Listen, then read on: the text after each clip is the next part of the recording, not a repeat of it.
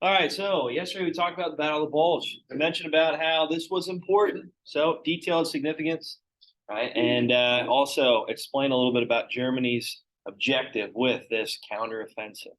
All right, so use your time wisely, answer in detail. I will probably check the bell ringers for this week on Thursday. So right when we finish up on Thursday, I'll check. And then Friday will be your sign. Expect you all to behave. I don't want to see another table broken while I'm out. Okay? Huh? I don't know yet. I gotta see. Quiet, please. Don't talk. Donor. Shh, shh, shh. Quiet. Shh, shh. Here we go.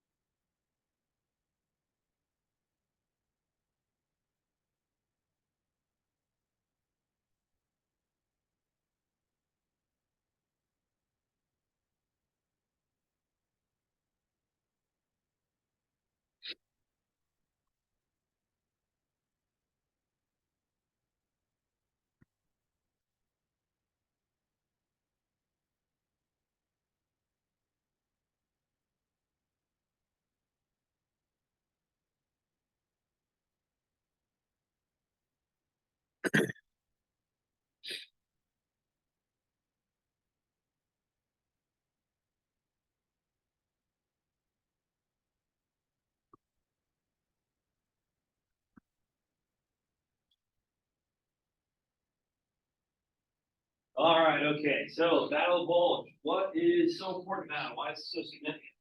This battle.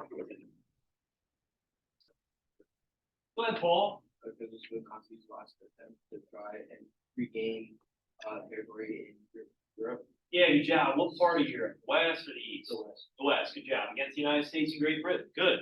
So for Hitler, this is this idea here where if he sends everything he got at the Western Front against Great Britain, United States, then you got to imagine at this point compared to the Soviets, we're a little bit inexperienced. Right? Yeah, we had a successful invasion at Normandy, right? And we liberated France. But for the most part, we're still inexperienced comparable to the Soviets when it comes to this fighting. Also, Hitler thought, well, if he breaks the Western Front, breaks it in half, well, it's going to be almost impossible for the Allies to fortify these supplies, and maybe you can break up some of these supplies and communication, maybe seek some sort of armistice, a ceasefire on the Western Front. Right. Also, for the U.S., Great Britain, we're democratic countries, right? We are at the same time we have capitalism as a source of our economy. We see eye to eye with communism. No, no, we don't. For Hitler, does he like communism? No, he hates it, right? So he has a common enemy here. So he thought, well, there's sort of an armistice on the Western Front. Then who knows? Maybe Great Britain and the United States could maybe even seek some sort of assistance to help the Nazis fight off the Soviets, right? And anyway, this is somewhat of a creepy idea, but in any case, he had somewhat of a point when it comes to the threat of communism in the future. And let's face it, right? After World War II, we have a Cold War with the Soviet Union, right? The next villain is communism. Just like after World War I, same thing after World War II. We have communism as this threat, this red scare. Ruins close enough, partner.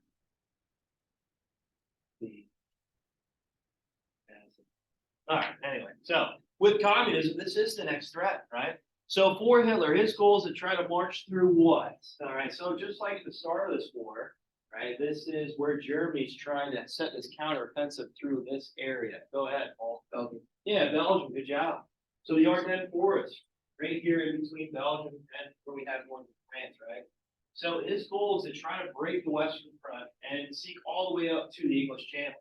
If he can reach the English Channel, he can cut off any type of supplies Great Britain, right, is sending to the United States, the Allied powers to the west. Right, so that's the objective. That was the goal. Now, also for Hitler, again with the Ardennes Forest, this is going to be tough to manage through this environment. But he believed, well, they did it before. And early on in this battle, he was successful in pushing back the Allied forces. It's called the Battle of Bulge just because when you look down at the map, right, once this counteroffensive took off, there was a huge bulge that really projected into the Western Front. That's why they call it Battle of Bulge. All right, so he sent everything he had. Right, yesterday we talked a little bit about a lot of the advancements in weaponry that Germany had at this point, but it was just a little too late, right?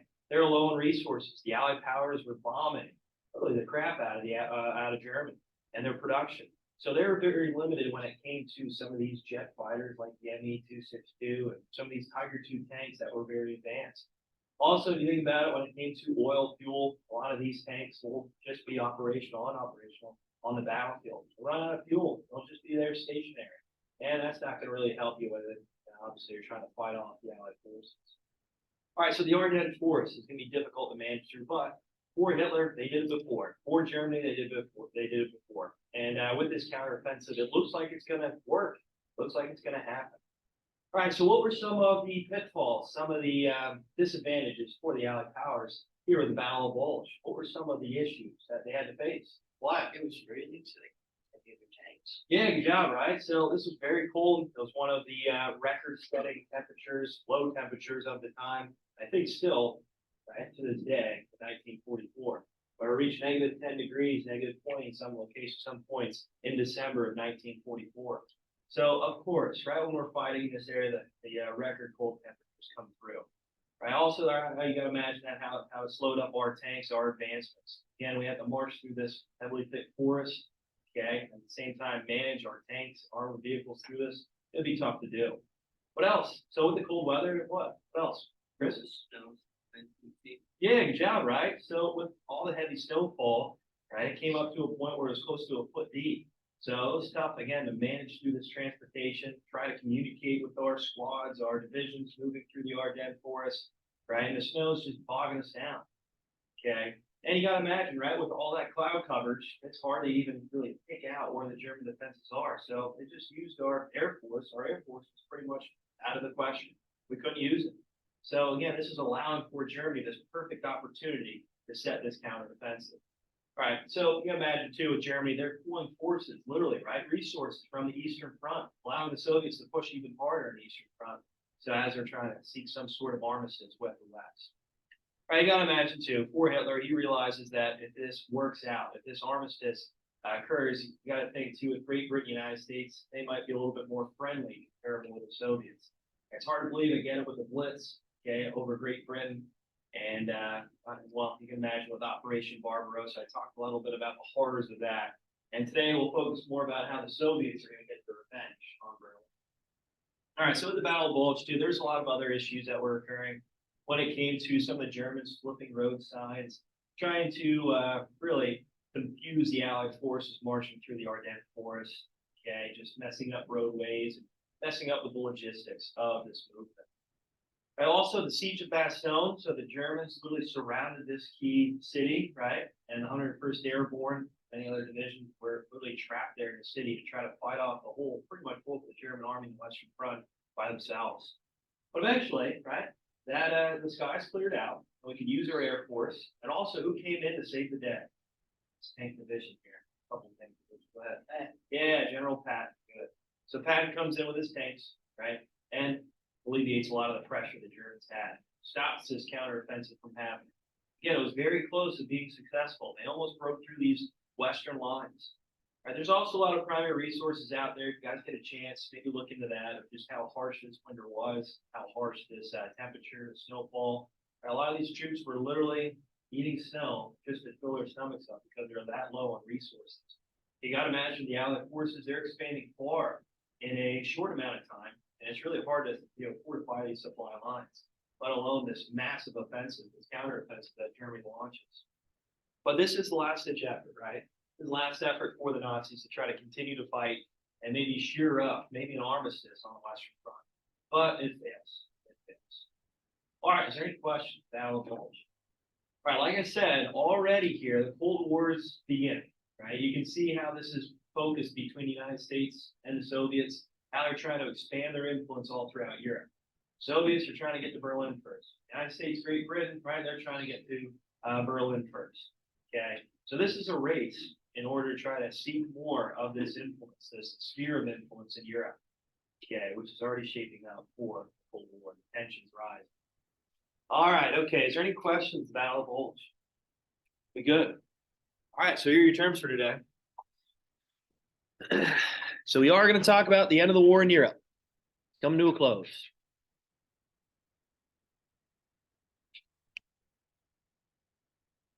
Oh, here we go.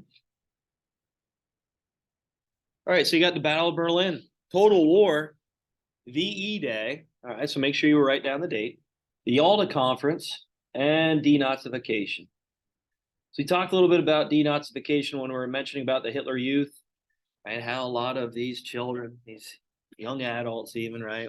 A lot of the people in Germany were just brainwashed with this Nazi ideology. Now the goal is to try to break apart those tendencies, those viewpoints. It's a lot tougher than obviously you imagine.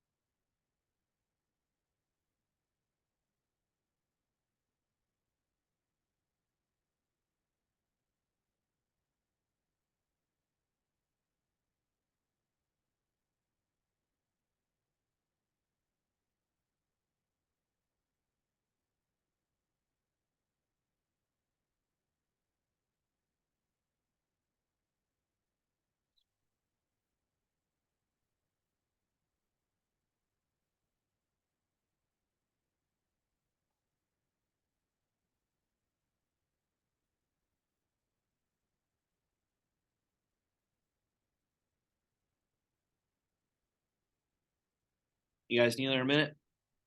All right, no problem.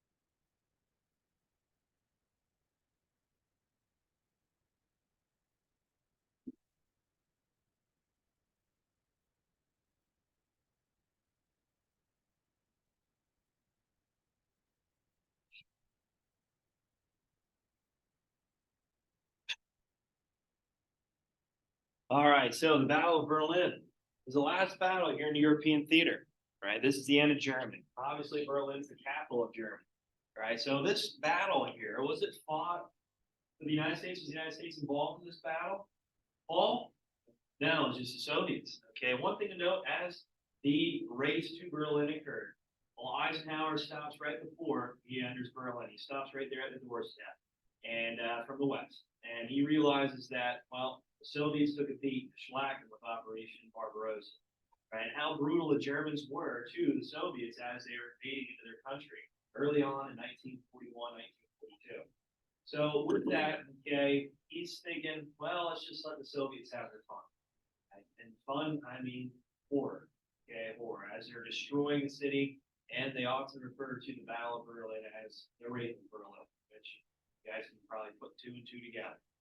So with that, Eisenhower stops. Okay, and the reason for it again is because, well, he wants the Soviets to get their revenge, and at the same time, well, he realizes that trying to take the city would mean a lot of casualties.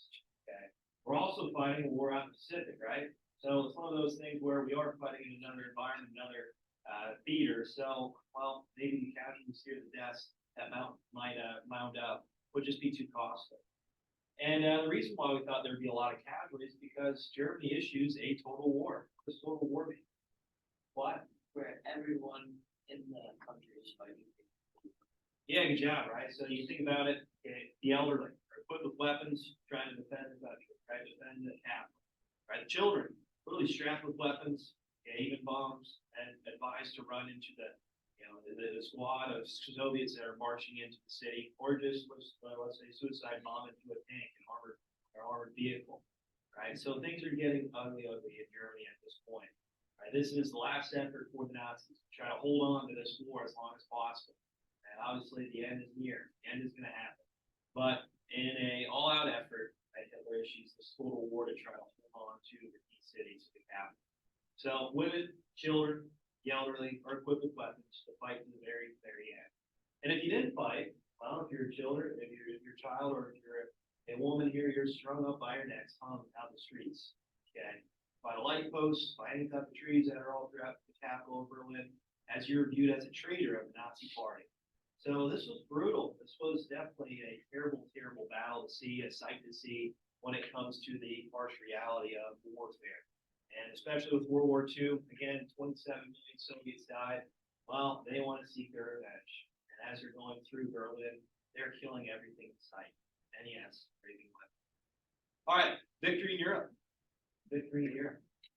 DE Day. DE. We got Paul. It was the day that people acknowledged Germany's unconditional. here. All right, good, good. So I'll show you a picture here. Okay, the sign of the Soviet victory. Okay, one of the soldiers is actually on May 2nd. This is so it's the anniversary of it. It's pretty cool to think about. It lands on this day. One of the Soviet soldiers goes up on the Reichstag. What was the Reichstag? What was it? What was the Reichstag? Talked about the burning of it as Hitler gains power, Paul. The government. Yeah, the government building. Yeah, big jobs. It's like their capital building, so to speak, right? And the Soviets are planting the flag like they're really hanging over top of it, which I'll show you an image here soon, right over top of the Reichstag.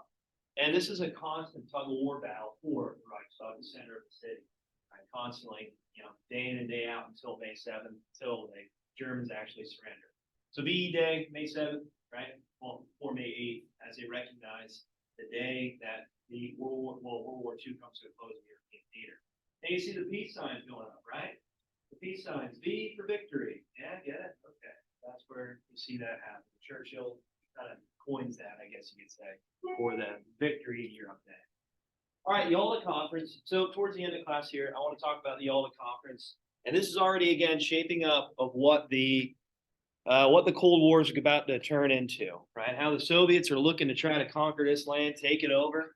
Okay, and you can imagine a lot of these Eastern countries, these Eastern European countries, that they fought through to push Germany back to Berlin. Well, they want to hold on to it, right? They just don't want to give it up. And this is a way to spread communism, number one, spread their influence. And at the same time, they can create a buffer zone, a buffer state, so to speak, try to protect themselves from another costly invasion. Okay, so you can imagine the Napoleonic Wars. We talked about that right before Christmas. Here they invaded Russia, right? A brutal invasion of Russia. And we talked about that invasion, how terrible it was. And World War I, who invades Russia? Who invades Russia in World War I? Germany, right? Here in World War II, same thing. Donuts, anybody? Oh. Yeah, you better. If Connor was here, he'd have like 10 on by himself. Yeah, you should grab it. Hurry up, make it snappy. Let's go. Alrighty, I'm gonna keep teaching. All right, so with that, Lock the door. I should lock the door. I should lock the door. Donuts are more important. Let's go get around. Turn around. All right, so okay, we're talking a little bit about the Yalta Conference. At least I stay Again, with the Soviets, okay, the eastern part of Europe, they would try to create a buffer zone. They just got invaded That's the 3 point. times in the past 150 years. So with that, they want to try to protect themselves from another invasion from the west. And you can't blame them. Stalin wants to make sure that that is solidified to make sure that we prevent another invasion from happening. Right? Obviously, for FDR, well, he's just going to have to swallow his pride a little bit and recognize that, yeah, without the Soviets, who knows if this war would have been won in Europe. Okay, you never know. And again, with the Soviets losing 27 million people, it's one of those things where it's like, yeah, you know what, they need to give a little bit. They need to give a little bit. They need to earn something from a lot of this harsh fighting, a lot of this brutal fighting in Europe. So when we get to the Yalta Conference, I want to talk a little bit about how that's sectioned off, how Berlin's divided up into 4 different sections. And that's already shaping, again, what we know as the Cold War. All right, so with the Battle of Berlin, this happens right in mid-April. And so mid-April, 1945. Right, the Soviets are closing in on the east, and the United States closing in on the west. In Eisenhower, he stops. Okay, the United States, Great Britain, we stop right there at the capital. We realize that we have to fight in another theater. This could be very costly. We lose a lot of lives, okay, as Germany's going to fight to the bitter end of the war. So Eisenhower just holds off. And at the same time, right, with Operation Barbarossa, how brutal it was, he said, you know what, let the Soviets have their fun. Again, there's no fun happening there. It's really war crimes of anything, but again, with the acts of war, this is what the ugly truth comes out, really. So again, they call it the rape of Berlin. Again, you guys can read a little bit about it. It's kind of implied. I don't need to talk about it too much. All right, but within the reading, you'll see a little bit about how the women really covered their faces with cold dirt, different type of mud, just to show themselves a little bit less appealing, right, attractive, so that the Soviets just won't rampage through there. So you'll read a little bit about that. All right, so before the invasion occurred, the Soviets shelled the city. Okay, launched as many different types of artillery strikes on the city, trying to destroy it as much as possible, defenses, and try to reduce it to rubble, so the invasion can happen a little bit easier. Right? Also, the Allied powers were doing the same thing. So yeah, we were bombing them as well. trying to make sure that this battle was a little bit easier for this invasion to take place. All right, so the Soviets eventually, okay, towards the end of April, start to march into the city. Okay, and this is more like Stalingrad. This is building the building, right? Trying to solidify and take different types of blocks in the city, and it takes a long time. Again, this urban fight scene is a little bit different than what we're used to, talking about these large-scale attacks through rural areas, through farm fields, right, and different locations like that. With urban fighting, it's a lot more brutal. Okay, it's a lot tougher to solidify these areas, and it's just a lot harder to really take control of these key locations. It's a longer of a battle, more or less. So, as the Soviets are coming in, they destroy everything in their path. And by May 2nd, right, this is where this flag raising is going to occur. Again, so that today, May 2nd, right, where the Soviets plant the flag on top of the right stuff. But the battle won't end until May 7th. Right? So there's just constant fight, constant battle as children, women, the elderly are equipped with weapons to try to defend. And again, if they did, well, the Nazis strung them up. They killed them. Right? They killed them on the spot. So again, it just shows that they're going to fight to the very, very end. Where's Hitler in all this? Well, he's in a bunker underneath the city. Okay, he's hiding out. He's trying to protect himself as long as possible. Where he marries his longtime mistress, Ava Braun, and they do commit suicide. They kill, obviously, themselves. It put cyanide, a bullet to the head, and that's it. Okay, so with that, their bodies are burned. So they say. And the remains are taken by the Soviets as they enter the city. They take the city. And later, they say that, oh, you know what? Actually, the teeth that they got from the burning of the bodies weren't actually from Hitler. It was from someone else. Maybe a doppelganger. Who knows? Who knows? So in any case, there's conspiracies out there. Where did Hitler go? Did he flee? Did he escape? Did he get out of there? Who knows? Anyway, conspiracy theories aside, right? We're just going to say he commits suicide like we're told, like we know. All right, so with that, okay, this war comes to a close. Hitler commits suicide on April 30th. So that was just days ago. That was crazy. Like 1945. So this war does end May 7th. Okay, Germany does surrender. And on May 8th, we recognize it as VE Day, Victory in Europe Day. This war comes to a close. But there's still fighting that happens. Right? They're still fighting out in the Pacific Theater. And we need to try to take care of Japan, which we're going to transition to more tomorrow. Last thing I want to talk about is the Yalta Conference. So the Yalta Conference, well, Europe's in wreckage, right? It's destroyed. So there needs to be another rebuilding process. And at the same time, the Soviets, with communism, this is the next threat, right? The Cold War already begins. And here's the second meeting between the big three. So you got the Yalta Conference, right? What was the first meeting between the big three? What was that called? It happened in Iran. Oh, yeah, good job, right? So that's the first meeting where they devised the D-Day meeting, remember? Okay, now here we have the second meeting, the Yalta Conference, and this is the last meeting for FDR. Franklin Roosevelt, he does die. This happened right before the Battle of Berlin.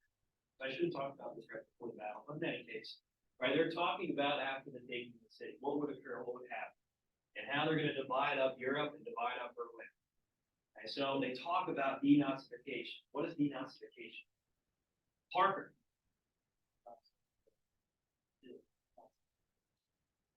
Yeah, good job, right? So we talked about the Hitler Youth and how corrupt it was and how they targeted many individuals' youth, right? Through the education system, through school, through these camps, to try to promote this Nazi ideology, brainwashing, indoctrination, right? Now, you have to try to pull that from their minds. It's going to be hard to do. And after a battle like this, where the children are all crying on the streets, literally, running into tanks, running into Soviets with bombs strapped to their chest, they realize real quick that, wow, okay, we're following this madman, literally. Right? We were just indoctrinated into this ideology that's just built on hatred. So it takes a little bit of time, though. You gotta imagine their whole lives they were trained, obviously brainwashed, to realize that Hitler's this godlike figure, that the Nazi Party is this ideology that they need to continue to follow through. Right? So it takes some time, and unfortunately, right, still to this day, there are some groups that focus on this Nazi ideology, these themes, and they still gather, they still conspire these ideas, which is sad to hear about, but in any case, it's still around. All right, but there's a process of that. They try to strip down propaganda, take down any type of Nazi artifacts that are around the city, so much so that you can't really even realize this happened, that this history even occurred. Right, but yeah, in Germany, they do talk about it. They do mention a little bit about their past history, this terrible history, and try to detail and learn from it. So obviously talking about the Holocaust, which we're gonna focus on here more after we get done with World War II. We're gonna finish up with that. All right, so with the Yalta Conference, the main talks is just dividing up Berlin. So it's divided up into 4 different sections. On the eastern side, the Soviets had it, right? Rightfully so. They made it into the key city, the capital, and the end of the war, which comes to heavy, heavy costs, right? But in any case, they are the ones that take that part. So they get half, literally. And then the other half is broken up into 3 different sections. The United States gets one piece, okay, the West. And then obviously you got France and Great Britain. I don't know why, I guess they're just saying, hey, France, come on in here, because you can allow you to take a little bit piece of it too.